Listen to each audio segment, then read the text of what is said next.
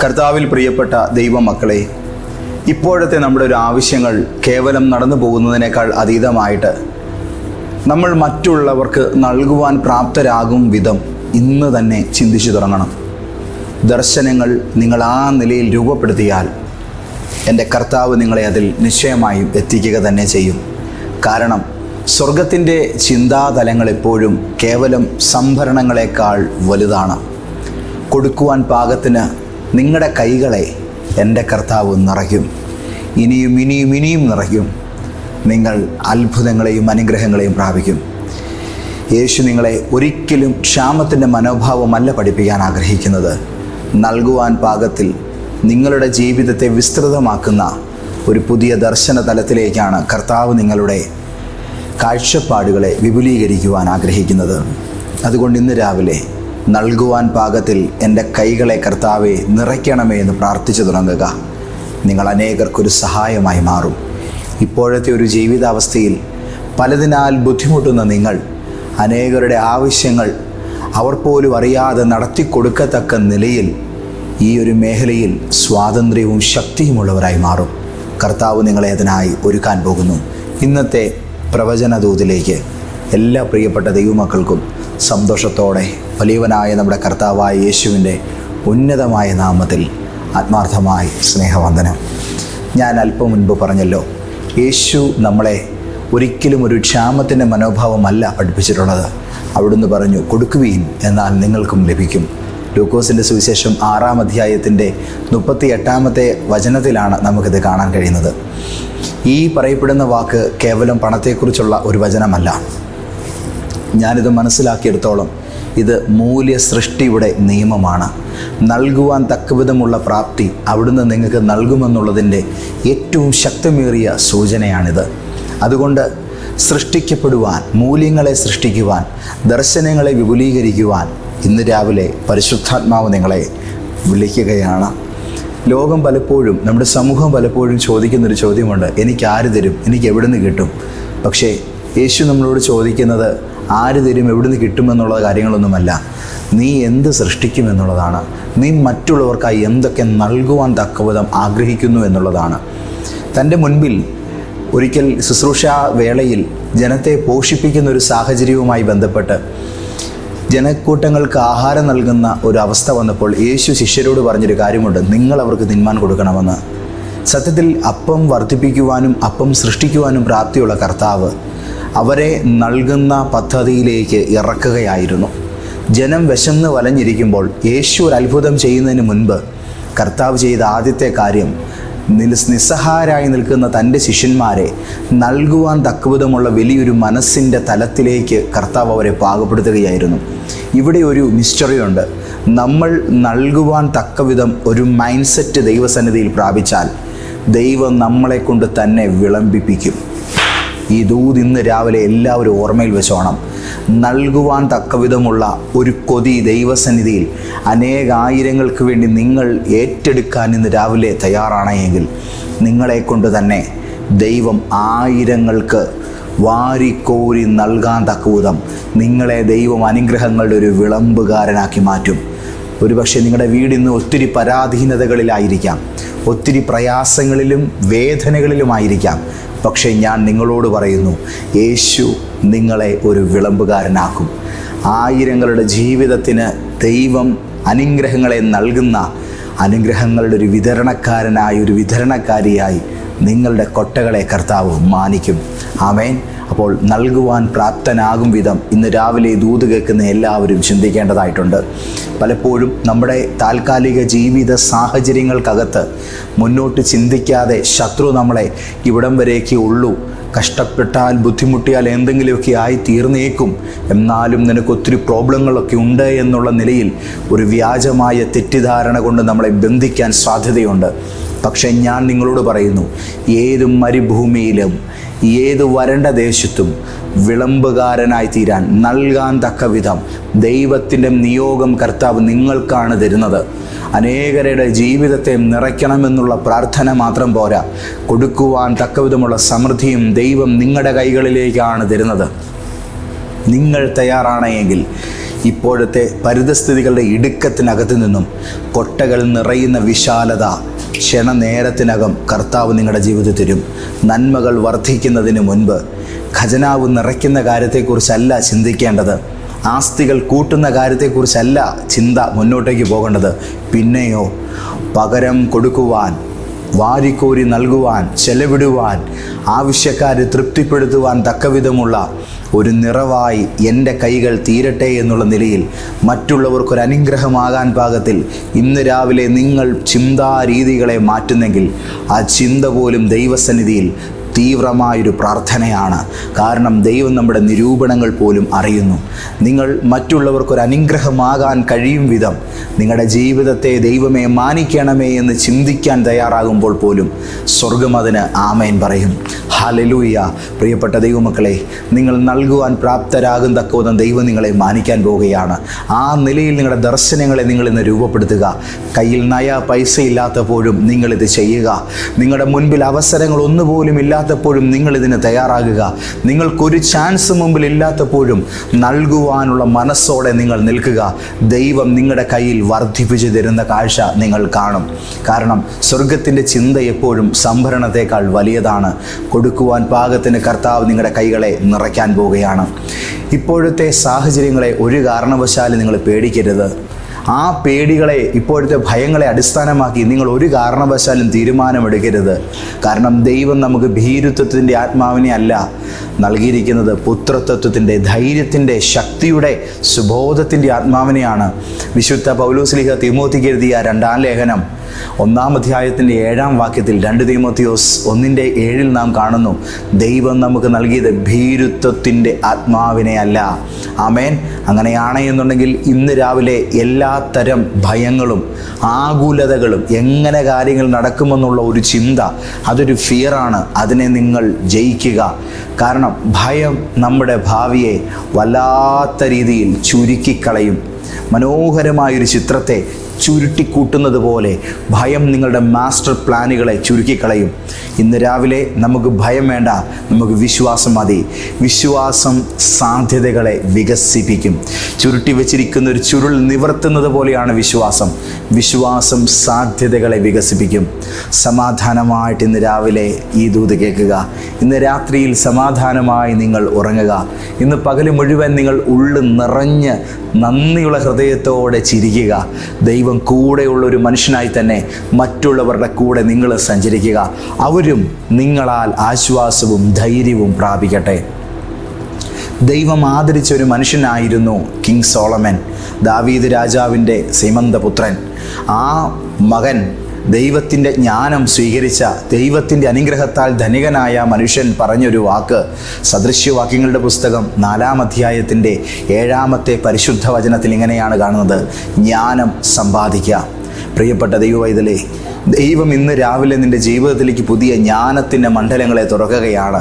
ജ്ഞാനം പുതിയ സമ്പത്ത് സൃഷ്ടിക്കുവാനുള്ള മാർഗങ്ങൾ നിങ്ങൾക്ക് കാണിച്ചു തരും. സ്കൂളിലെത്തും, നന്നായി പഠിക്കും, പിന്നീട് നന്നായിട്ട് പരീക്ഷയ്ക്ക് ഒരുങ്ങുന്ന ഒരു കുഞ്ഞിനെ സംബന്ധിച്ചിടത്തോളം ആ കുഞ്ഞ് പരീക്ഷയിൽ നന്നായിട്ട് വിജയിക്കുമെന്ന് നമുക്കറിയാം.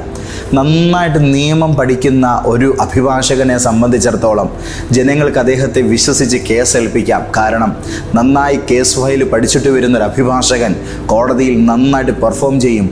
അയാൾ തെളിവുകൾ നിരത്തി, സാക്ഷികളെ നിരത്തി തൻ്റെ കക്ഷിയെ വിജയിപ്പിക്കും.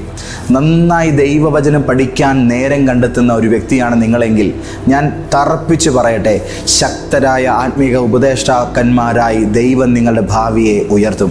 നിങ്ങളൊരു സ്ത്രീയാണേലും നിങ്ങളൊരു പുരുഷനാണേലും ദൈവവചനം എന്നും പഠിക്കുവാൻ നിങ്ങളൊരു നിശ്ചിത നേരം കണ്ടെത്തുന്ന ആളാണെങ്കിൽ നിങ്ങൾക്കൊരു ആത്മീക ഉപദേഷ്ടാവാകാനുള്ള ഭാവി ദൈവം ഒരുക്കിയിട്ടുണ്ട്. നിങ്ങളുടെ ജീവിതത്തിൽ നിങ്ങൾ സമ്പത്തിനെക്കുറിച്ചും അതിൻ്റെ പ്രയോഗത്തെയും കുറിച്ച് കൂടുതൽ പഠിച്ചാൽ നിങ്ങളതിൽ സമർത്ഥന്മാരാകും. കൂടുതൽ പഠിക്കുക. ഒരിക്കലും നിങ്ങൾ പഠനം നിർത്തരുത്. ഒരു ബിരുദം കൊണ്ട് തീരേണ്ടതോ ഒരു സർട്ടിഫിക്കറ്റ് കൊണ്ട് ഒതുങ്ങേണ്ടതോ അല്ല ഒരു വിദ്യാഭ്യാസവും. അത് പിന്നെയും കൂടുതൽ ചെയ്യാൻ നമ്മളെ പ്രേരിപ്പിക്കട്ടെ. ദൈവത്തിൻ്റെ മക്കളെ, ഇന്ന് രാവിലെ എനിക്കിനി ഒന്നും എൻ്റെ ഓർമ്മയിൽ നിൽക്കില്ല, എൻ്റെ കാലഘട്ടം ഏതാണ്ടൊക്കെ തീർന്നു. നോ, ഒരിക്കലുമില്ല. എന്നെ ദൈവവചനം പഠിപ്പിച്ച ഒരു അനുഗ്രഹീതനായ ദൈവദാസനാണ് കർത്താവിൽ ശ്രേഷ്ഠനായിരുന്ന അനുഗ്രഹീത ദൈവഭൃത്യൻ പാസ്റ്റർ A.T. ജോർജ്. 72-ാമത്തെ വയസ്സിൽ അദ്ദേഹം ഒരു സ്കൂൾ അധ്യാപകനായിരുന്നു. തൻ്റെ റിട്ടയർമെൻറ്റിന് ശേഷം അദ്ദേഹം ചെയ്തൊരു പ്രധാനപ്പെട്ട കാര്യം, 72-ാമത്തെ വയസ്സിൽ പിന്നെയും പോയി ഉപരിപഠനത്തിന് ജോയിൻ ചെയ്തു. ആ 72-ാം വയസ്സിൽ അദ്ദേഹം പിന്നെയും പുതിയൊരു ബിരുദം കൂടെ കരസ്ഥമാക്കി. എന്നിട്ട് വന്ന് ഞങ്ങളെ പഠിപ്പിച്ചത് ഞാൻ ഇന്ന് ഓർക്കുന്നുണ്ട്. ഭയങ്കരമായൊരു മോട്ടിവേഷൻ ആയിരുന്നു ആ ദേവദാസൻ്റെ ക്ലാസ്സുകൾ. അതുപോലെ തന്നെ നമ്മുടെ ജീവിതത്തിൽ പ്രധാനമായി പഠനമെന്ന് പറയുന്നതിനെ എന്നും നിലനിർത്തുവാൻ നിങ്ങൾ തയ്യാറാകുക. നമ്മുടെ ശരീരത്തിന്, നമ്മുടെ ആരോഗ്യത്തിന് നമ്മൾ എത്രത്തോളം വില കൽപ്പിക്കുന്നുണ്ടല്ലേ, അതുപോലെ തന്നെ ആരോഗ്യം പോലെ തന്നെ നമ്മുടെ ജീവിതത്തിൽ പ്രധാനപ്പെട്ട ഒരു കാര്യമുണ്ട്. അത് ഞാൻ നിങ്ങൾക്കിന്ന് പറഞ്ഞു തരാം. ഒരുപക്ഷെ നിങ്ങളത് നിസ്സാരമായി കാണുന്ന കാര്യമായിരിക്കും, എന്നാൽ ഇന്ന് മുതൽ നിങ്ങൾക്കിത് അതിൻ്റെ ഗൗരവത്തിൽ സൂക്ഷിക്കാൻ കഴിയട്ടെ. എന്താണെന്ന് ചോദിച്ചാൽ അത് നല്ല സെറ്റപ്പുള്ള മനുഷ്യന്മാരുമായിട്ടുള്ള ബന്ധമാണ്. ഒരു നല്ല ബന്ധം വർഷങ്ങളായിട്ടുള്ള നിങ്ങളുടെ വലിയൊരു പരിശ്രമത്തെ തന്നെ ലാഭിപ്പാൻ നിങ്ങളെ സഹായിക്കും. നെഗോഷിയേറ്റ് ചെയ്യാനുള്ള കഴിവ് എല്ലാവർക്കും കാണില്ല. അതുള്ളവർ പല സ്ഥാപനങ്ങളുടെയും സാമ്പത്തിക രംഗങ്ങളിൽ വരുമ്പോൾ അവർ നിമിത്തമുണ്ടാകുന്ന പ്രോഗ്രസ്സും പ്രോഫിറ്റും പ്രവചനാതീതമായിരിക്കും. നിങ്ങളുടെ സിറ്റുവേഷൻ നിങ്ങളെക്കാൾ മികച്ച രീതിയിൽ ഡ്രൈവ് ചെയ്യാൻ പ്രാപ്തനായ ഒരാളെ നിങ്ങൾ കണ്ടുമുട്ടുമ്പോൾ ആ വ്യക്തിയുടെ ഇടപെടൽ നിങ്ങളെ വലിയ അപകടങ്ങളിൽ നിന്നും ചലഞ്ചുകളിൽ നിന്നും നിഷ്പ്രയാസം രക്ഷിക്കും. എൻ്റെ ഒരു സ്നേഹിതൻ, അദ്ദേഹത്തിന് കോയമ്പത്തൂർ ഒരു നല്ല കമ്പനി ഉണ്ടായിരുന്നു. മെഡിക്കൽ രംഗത്തുള്ളൊരു കമ്പനിയാണ്. ഒരിക്കൽ ആ കമ്പനിയുടെ ഒരു ദുരിത കാലഘട്ടത്തിലൂടെ അദ്ദേഹം കടന്നു പോയപ്പോൾ അദ്ദേഹത്തിന് വലിയ തോതിലുള്ളതായ നികുതിയുമായി ബന്ധപ്പെട്ട വിഷയങ്ങളുമായി ചേർന്ന് കുറേയധികം നിയമപ്രശ്നങ്ങളും നികുതി സംബന്ധമായ വിഷയങ്ങളിലും നോട്ടീസുകൾ തുടർമാനമായി വരാൻ തുടങ്ങി. അങ്ങനെ വലിയൊരു പിഴ താൻ അടയ്ക്കണമെന്നുള്ള ഒരു ഭയങ്കരമായ വിഷയത്തിൽ, ഒരു ചലഞ്ചിൽ താൻ ആയിത്തീർന്നു.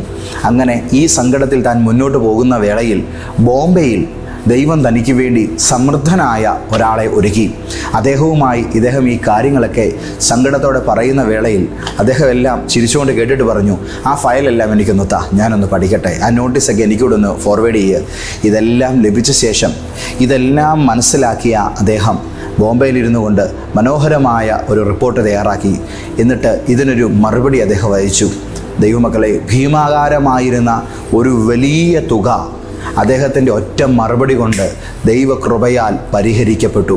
ഇന്ന് ഞാൻ നിങ്ങളോട് പറയുന്നു, നല്ല ബന്ധങ്ങൾ നമ്മുടെ ജീവിതത്തിലേക്ക് വരുമ്പോൾ ഒരുപക്ഷെ നിരവധി സ്ഥാപനങ്ങൾ കയറി ഇറങ്ങി തേഞ്ഞു ചീരുന്ന ഒരു ചക്രം പോലെ നമ്മുടെ സമയം തീരാതിരിപ്പാൻ ചിലരുടെ ഫോൺ കോൾ നമുക്ക് സഹായകമാകും. ചിലരുടെ ഒരു ഒറ്റ ഇടപെടൽ നമുക്ക് ദൈവകൃപയാൽ ഒരു വലിയ ഹെൽപ്പ് തുറന്നു തരും. നിങ്ങൾക്ക് ദൈവം നൽകുന്ന നല്ല ബന്ധങ്ങളെ നിങ്ങളിന്ന് മുറുകെ പിടിക്കുക. ബൈബിൾ നമ്മളോട് പറയുന്ന ഒരു പ്രധാനപ്പെട്ട കാര്യമുണ്ട്, ഒരുവനേക്കാൾ ഇരുവർ ഏറെ നല്ലത്. സഭാപ്രസംഗിയുടെ പുസ്തകം 4-ാം അധ്യായത്തിൻ്റെ 9-ാം വാക്യത്തിലാണ് നമ്മളിത് കാണുന്നത്. അതുകൊണ്ട് ഇന്ന് രാവിലെ നിങ്ങളോട് പരിശുദ്ധാത്മാവ് പറയുന്ന ഈ ദൂതുകൾ വ്യക്തമായി കേൾക്കുക. നമ്പർ 1, നൽകുവാൻ പാകത്തിൽ നിങ്ങളുടെ ഇപ്പോഴത്തെ സാഹചര്യത്തിൽ ഒരു മൈൻഡ് സെറ്റ് ദൈവകൃപയാൽ ഉണ്ടാക്കിയെടുക്കുക. നമ്പർ 2, പഠിക്കുവാൻ പിന്നെയും ജ്ഞാനം നേടുവാൻ പിന്നെയും തയ്യാറാകുക. നമ്പർ 3, ദൈവം നൽകുന്ന ഏറ്റവും വലിയ ബ്ലെസ്സിങ്ങിൽ നിങ്ങൾക്കുള്ള ചില സവിശേഷമായ ബന്ധങ്ങളെ കർത്താവ് ഈ ദിവസങ്ങളിൽ കണക്ട് ചെയ്ത് തരും. അവരുമായി ചേർന്ന് നിങ്ങൾക്ക് ഹാൻഡിൽ ചെയ്യാൻ വയ്യാത്ത വിഷയങ്ങൾ ഡ്രൈവ് ചെയ്യുവാൻ അവരെ ഏൽപ്പിക്കുക. ദൈവം നിങ്ങൾക്കത് അനുഗ്രഹമാക്കി തീർക്കും. ഞാനൊരു നിസ്സാരമായി നിങ്ങൾക്ക് മനസ്സിലാകുന്ന ഒരു ഉദാഹരണം പറഞ്ഞിട്ട് അടുത്ത കാര്യം നിങ്ങൾക്ക് മനസ്സിലാക്കി തരാം. ദൈവമക്കളെ, നമ്മളെല്ലാം കൊതുക് കുത്താറുണ്ട്. ഈ കൊതുക് കുത്തുമ്പോൾ സ്വാഭാവികമായിട്ടും നമ്മൾ എന്ത് ചെയ്യും? കൊതുകിനെ തല്ലും, കൊതുകിനെ കൊല്ലും. ഈ കൊതുക് നമ്മളെ കുത്തുന്നത് നമ്മുടെ രക്തം കുടിക്കാൻ വേണ്ടിയാണ്. ഈ ശരീരത്തിന് ദ്രോഹം ചെയ്യുന്ന ഈ പ്രാണി നിമിത്തം ഡെങ്കുപ്പനി പോലെയുള്ള മാരകമായ രോഗങ്ങളും പുറകെ കയറി വന്നേക്കാം. എന്നാൽ ഒരു കൊതുകിനെ കൊല്ലുന്നവനും അത്യന്തം അപകടകാരിയായ ഒരു പേപ്പട്ടിയെ കൊല്ലുന്നവനും തമ്മിൽ ഭയങ്കരമായ വ്യത്യാസമുണ്ട്. ഇത് രണ്ടും മനുഷ്യൻ്റെ ജീവന് ദോഷം ചെയ്യുന്ന ജീവികളാണെങ്കിലും രണ്ടാമത്തെ വിഷയത്തെ ഹാൻഡിൽ ചെയ്യാൻ എല്ലാവർക്കും കഴിയില്ല. ഒരു പേപ്പട്ടി പോയിട്ട് ഒരു സാധാരണ പട്ടി കുരച്ചാലും നമ്മളൊക്കെ പലരും ഓടും.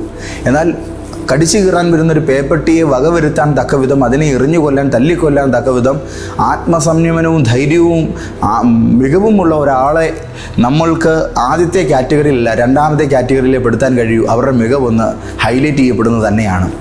നിങ്ങൾ പരിഹരിക്കുന്ന പ്രശ്നങ്ങളുടെ വലിപ്പം നിങ്ങളുടെ സ്വാധീനത്തിൻ്റെ വലിപ്പം നിർണ്ണയിക്കും. ഞാൻ ഒന്നുകൂടെ പറയട്ടെ, നിങ്ങൾ പരിഹരിക്കുന്ന പ്രശ്നങ്ങളുടെ വലിപ്പം നിങ്ങളുടെ സ്വാധീനത്തിൻ്റെ വലിപ്പമാണ്. നിങ്ങൾക്ക് എത്രത്തോളം കേപ്പബിലിറ്റി ഉണ്ട് എന്നുള്ളത് നിങ്ങൾ സോൾവ് ചെയ്യുന്ന ഒരൊറ്റ വിഷയത്തെ നോക്കിയാൽ മനസ്സിലാകും. ഒരു ചലഞ്ചുകൾ വരുമ്പോൾ അയ്യോ എന്നെ കൊണ്ട് കഴിയില്ലേ എന്ന് പറയുന്ന ഒരാളാണെങ്കിൽ നിങ്ങൾക്ക് ഇത്രയേ ഉള്ളൂ. എന്നാൽ ആകാശം ഇടിഞ്ഞു വീഴട്ടെ, നമുക്കൊരു കുട നിവർത്തി പിടിക്കാം എന്ന നിലയിലുള്ള ഒരു നിശ്ചയദാർഢ്യം ഈ മണിക്കൂറുകളിൽ നിങ്ങൾക്ക് അനിവാര്യമായും കയ്യിൽ കരുതേണ്ടതായിട്ടുണ്ട്.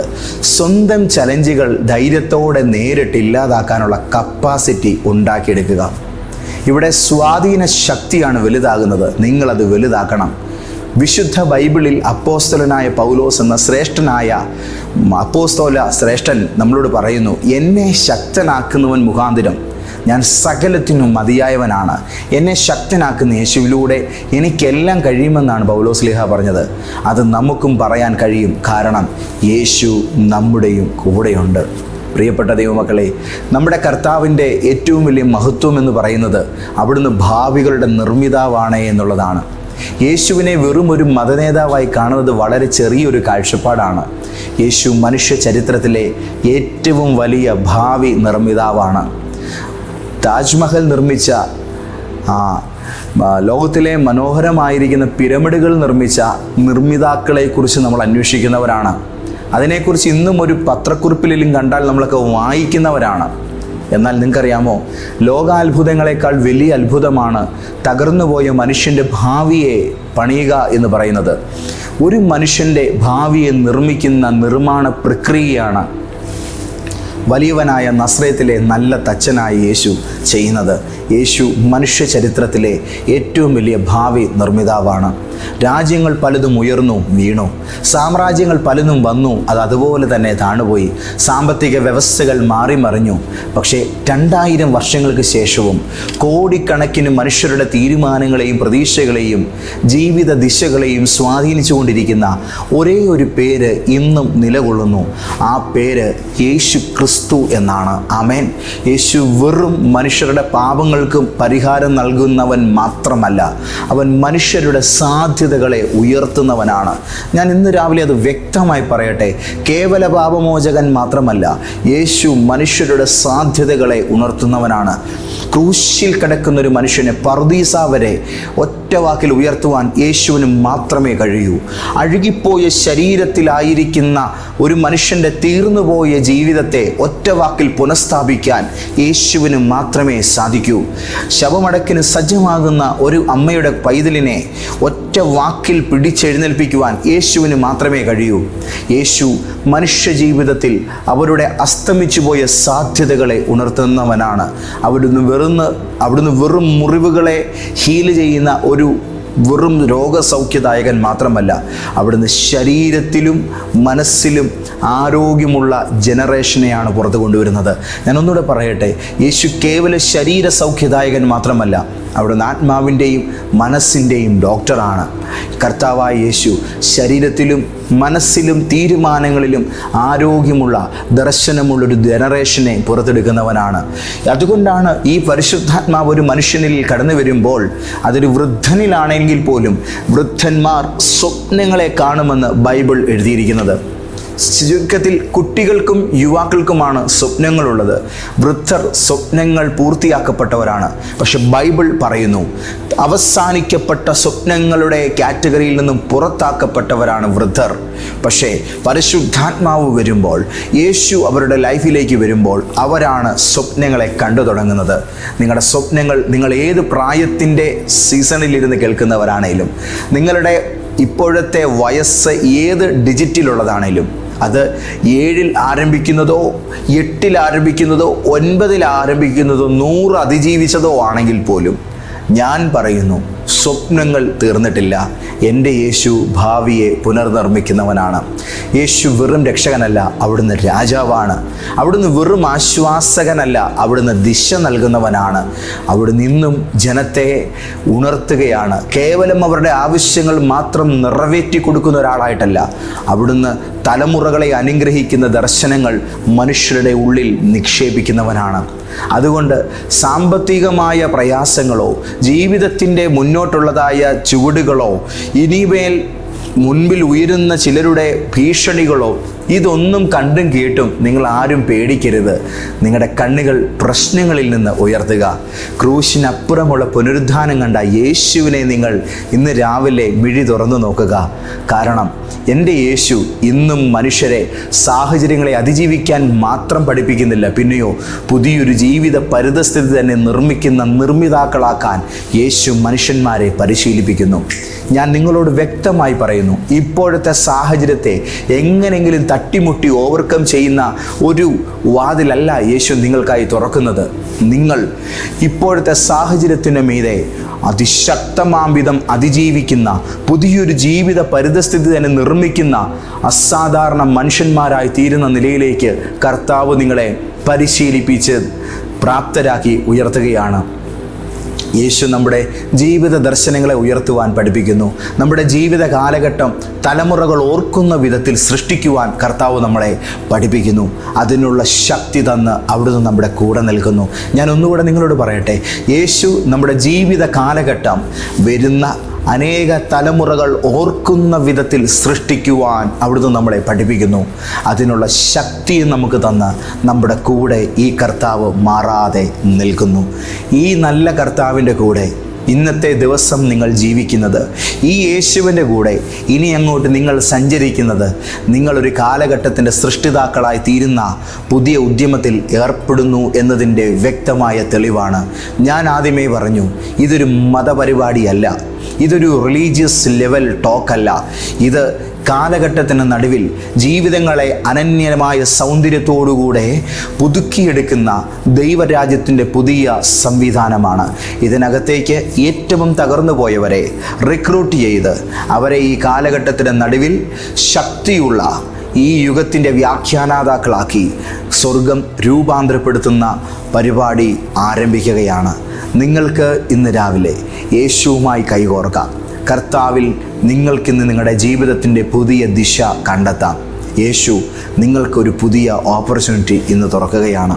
നമുക്ക് പ്രാർത്ഥിക്കാം. ഞങ്ങളുടെ കർത്താവേ, സ്വർഗീയ നല്ല പിതാവേ, ഇന്നത്തെ ദൈവിക ആലോചനയുടെ നടുവിൽ ഞങ്ങളുടെ ഹൃദയത്തോട് അവിടുന്ന് സംസാരിച്ച അനുഗ്രഹീതമായ ഈ വാക്കുകൾ നിമിത്തം ഞങ്ങൾ അങ്ങേക്ക് നന്ദി പറയുന്നു. ഞങ്ങളുടെ ജീവിതം ഏറെ സന്തോഷവും ഒത്തിരി അനുഗ്രഹങ്ങളും ഇന്ന് രാവിലെ പ്രാപിച്ചിരിക്കുകയാണ്. ഭൂമിയുടെ അറ്റം വരെയും ഞങ്ങൾ ഈ വചനങ്ങളെ പ്രഘോഷിച്ചിരിക്കുന്നു. ലോകത്തിൻ്റെ വിവിധ രാജ്യങ്ങളിൽ ഇരുന്നു കൊണ്ട് ഈ ദൂത് കേട്ട് ഇന്ന് എന്നോടുകൂടെ പ്രാർത്ഥിക്കുന്ന എല്ലാവരും ഇപ്പോഴത്തെ അവരുടെ അവസ്ഥകൾ മാറുന്നതിനേക്കാൾ ഉപരിയായി അനേകരെ നിറയ്ക്കുന്ന ദൈവത്തിൻ്റെ കൈകളായി തീരാനുള്ള, പങ്കുവെക്കുവാൻ, ഷെയർ ചെയ്യുവാനുള്ള, അനേകർക്ക് വാരിക്കോരി കൊടുക്കുവാൻ പാകത്തിൽ ദൈവരാജ്യത്തിൻ്റെ അനുഗ്രഹങ്ങളുടെ വിളമ്പുകാരായി തീരാൻ കർത്താവെ ആഗ്രഹിക്കുന്നു. അവരെ ആ തലത്തിലേക്ക് ഇന്ന് പകൽ ഉയർത്തണമേ. ഫിനാൻസ് പെരുകട്ടെ, ഇവരുടെ ലൈഫിൽ ഓപ്പർച്യൂണിറ്റികൾ പുതുതായി വരട്ടെ. ഹൈലി ഇൻഫ്ലുവൻസ്ഡ് ആയിരിക്കുന്ന റിലേഷൻഷിപ്പുകൾ, പുതിയ പുതിയ കോണ്ടാക്റ്റുകൾ, കർത്താവെ ഭയങ്കരമായ പൊട്ടൻഷ്യാലിറ്റിയുള്ള വ്യക്തികളുമായിട്ടുള്ള ഫ്രണ്ട്ഷിപ്പുകൾ, നല്ല നല്ല വൈഡ് കണക്ഷൻസ് ഇവരുടെ ലൈഫിൽ ഇവർക്കായി തുറന്നു വരട്ടെ. ലോകത്തിൻ്റെ ഏത് കോണിൽ ഇവർ ചെന്ന് നിന്നാലും അവിടെ ഇവർക്കൊരാൾ ഉണ്ടായിരിക്കട്ടെ. അത്തരത്തിൽ ഇവരുടെ ജീവിത കാലഘട്ടത്തിൻ്റെ ഓരോ സോണും വിപുലപ്പെടുത്തുന്ന അസാധാരണമായ ഒരു കരിസ്മ ഇവരിൽ ഈ നിമിഷം വെളിപ്പെടുമാറാകട്ടെ. ലോകത്തിൻ്റെ നാനാഭാഗങ്ങളിലേക്ക് ഇവർ സഞ്ചരിക്കട്ടെ. ജീവിതത്തിൻ്റെ ഇപ്പോഴത്തെ അവസ്ഥയിൽ ഇരുന്നു പോകുന്നവരായിട്ടല്ല, പറന്നുയരുന്നവരായി ഞാനിവരെ ബ്ലെസ് ചെയ്യുന്നു. ഒത്തിരി മാനിക്കപ്പെടും, ഒത്തിരി അനുഗ്രഹിക്കപ്പെടും. യേശുവിൻ്റെ കൃപ ഇവരുടെ കൂടെ ഇരിക്കുന്നു. കർത്താവേ, അങ്ങ് ഞങ്ങളെ ഇന്ന് അനുഗ്രഹിച്ചിരിക്കുകയാൽ സ്തോത്രം. യേശുവിൻ്റെ മഹത്വമേറിയ നാമത്തിൽ തന്നെ ആമേൻ, ആമേൻ, ആമേൻ. കർത്താവ് നിങ്ങളെ ഒരുപാട് അനുഗ്രഹിക്കട്ടെ. യേശുവിലൂടെയുള്ള പാപമോചനം ഈ പുതിയ യാത്രയുടെ തുടക്കമാണ്.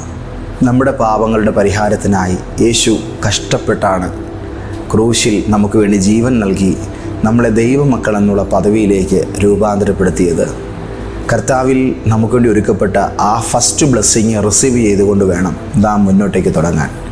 യേശുവേ, അങ്ങ് എൻ്റെ പാപങ്ങളുടെ പരിഹാരത്തിന് വേണ്ടിയാണ് കാൽവറിയിൽ മരിച്ചത്. അതെനിക്ക് വേണ്ടി ആയിരുന്നു എന്ന് ഞാൻ വിശ്വസിക്കുന്നു. അങ്ങ് എനിക്ക് വേണ്ടി മരിക്കുകയും 3-ാം നാൾ ഉയർത്തെഴുന്നേൽക്കുകയും ചെയ്ത മരണത്തെ ജയിച്ച മനുഷ്യരാശിയുടെ പ്രതീക്ഷയായ ദൈവമാണ്. ഞാനത് ഹൃദയം കൊണ്ട് വിശ്വസിക്കുന്നു, എൻ്റെ നാക്കുകൊണ്ട് ഏറ്റുപറയുന്നു. നിങ്ങളത് ചെയ്യൂ. കർത്താവ് നിങ്ങളെ അനുഗ്രഹിക്കട്ടെ. കോട്ടയത്താണ് നമ്മുടെ സഭ പ്രവർത്തിക്കുന്നത്. നിങ്ങളുടെ ഇനിയുള്ള മുന്നോട്ടുള്ള ലൈഫ് കോട്ടയത്തെ നമ്മുടെ ലൈഫ് ചേഞ്ചർ പ്രോഫറ്റിക് സഭയുടെ കൂടെ തന്നെ ആയിരിക്കണമെന്ന് ഞാൻ ആഗ്രഹിക്കുന്നു. കാരണം ഇവിടെയാണ് നിങ്ങളുടെ അടുത്ത സ്റ്റെപ്പ് ഒരുങ്ങാൻ പോകുന്നത്. അതുകൊണ്ട് നിങ്ങളെ ഞാൻ ഫാമിലിയായി നമ്മുടെ ചർച്ചിൻ്റെ മീറ്റിങ്ങുകളിലേക്ക് ഇൻവൈറ്റ് ചെയ്യുന്നു. പ്രിയപ്പെട്ടവരെ, ഇന്ന്, നാളെ, മറ്റന്നാൾ ഈ 3 ദിവസങ്ങൾ അനുഗ്രഹീതമായിരിക്കുന്ന ഫാസ്റ്റിംഗ് പ്രയർ ഈ മാസാവസാന ദിവസങ്ങളിൽ നടക്കുകയാണ്. നിങ്ങൾ വരൂ. കർത്താവ് നിങ്ങളെ സമൃദ്ധമായി അനുഗ്രഹിക്കട്ടെ. കോട്ടയത്ത് ലോഗോസ് ജംഗ്ഷനിൽ മന്നാകുളത്തിൽ ബിൽഡിങ്ങിൻ്റെ 7-ാം നിലയിൽ, പ്രധാനമന്ത്രി ജൻ ഔഷധിയൊക്കെ പ്രവർത്തിക്കുന്ന ബിൽഡിങ്ങിൻ്റെ 7-ാം നിലയിൽ ലിഫ്റ്റുണ്ട്. വരിക, നമുക്ക് ഒരുമിച്ച് ദൈവകൃപയെ അനുഭവിക്കാം. പിതാവായ ദൈവത്തിൻ്റെ സ്നേഹവും യേശു ക്രിസ്തുവിൻ്റെ മഹാകൃപയും പരിശുദ്ധാത്മാവിൻ്റെ കൂട്ടായ്മയും നിങ്ങളുടെ കൂടെ ഉണ്ടായിരിക്കുമാറാകട്ടെ. ആമേൻ.